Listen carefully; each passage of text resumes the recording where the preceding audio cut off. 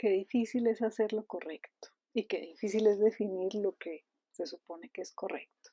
En general, correcto se asume que es algo que está bien hecho, sin fallas, sin errores, cumpliendo unas normas, unas leyes, unos mandatos, que está acorde también a unos valores.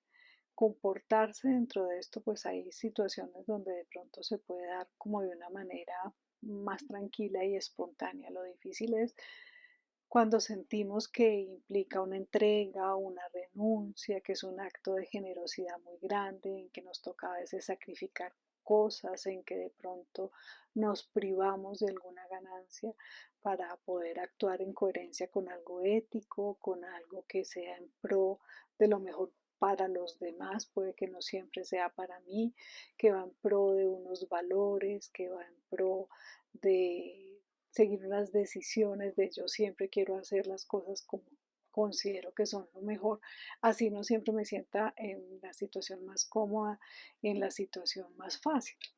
Entonces por eso es que hacer lo correcto pues es difícil y también a veces es difícil porque para rematar no solamente está el tema del sacrificio, sino también a veces que la gente lo ataca a uno por hacer lo correcto. El ejemplo más cotidiano es el del niño del colegio que hace la tarea y cuando el profesor la pide, pues el niño la muestra y los compañeritos se enojan porque es un sapo, porque los hizo quedar mal, porque si nadie más lo hubiera hecho, pues el profesor no podía decir nada, pero como el niño que sí la hizo, el que sí hizo lo correcto, sí mostró la tarea, entonces termina siendo visto como el malo.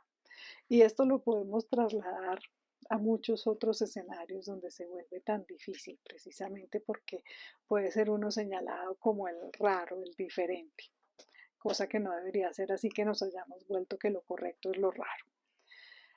Pero quería hacer el video porque quería como apoyar, darle empujoncito a todas las personas que les gusta hacer lo correcto, como dedicando este video a recordarles que no pierdan ese impulso, que sigan en esa búsqueda de lo que les hace sentir mejor, así en el momento dado no sea tan chévere la decisión de lo correcto, pero más adelante sí se sentirán mejor de haber hecho lo que va en coherencia, porque es que la coherencia mental es muy importante. Por ejemplo, en mi campo de la salud mental, una de las cosas que más genera síntomas tipo ansiedad, irritabilidad e insomnio son las contradicciones.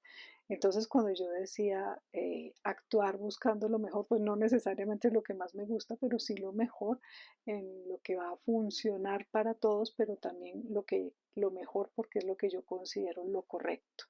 Así a veces no sea fácil. Recordar que aunque es difícil definir lo correcto, de todas maneras, cuando uno está haciendo las cosas de una manera adecuada, no tiene ni por qué esconderse, ni hacerlas en secreto, ni que sea como algo solapado. Siempre queda como esa parte de la definición. Si hay algo que yo no puedo hacer frente a los demás, me lo debo cuestionar. Si hay algo que yo no puedo hacer de manera transparente, me lo debo cuestionar, si es que entonces sí va dentro de lo correcto. Entonces, un abrazo para todos los que funcionan alrededor de lo correcto. Somos más de los que pensamos. No desfallezcamos en esta labor del día a día. Soy Vicky Pérez, médico psiquiatra. Espero que compartas correctamente este video con todos los que piensan igual. Que tengas un lindo día en armonía.